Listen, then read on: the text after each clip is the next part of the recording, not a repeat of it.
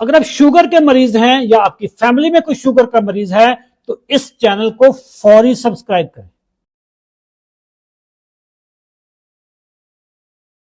ये अली फाराम का जी, मैं जरा क्वेश्चन लेता हूं सामने। मैं सीजन 32 में हूं। लो जी, सीजन 32 वाले आ गए। इनको आज 7 दिन हुए हैं और मुझे 12 साल से थी, 12 साल से इनको शुगर थी। मैंने दूसरे दिन गोली छोड़ दी। 12 साल पुरानी शुगर और दूसरे दिन गोली छोड़ दी, और मेरे डॉक्टर ने मान रहा नहीं मान रहा था।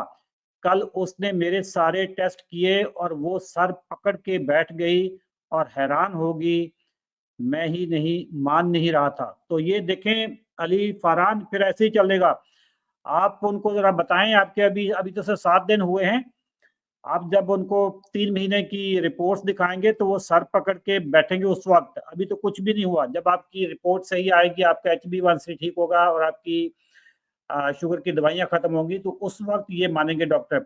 शाह सुल्तान कह रहे हैं जी, whether itching can be sugar complication. 100% ji.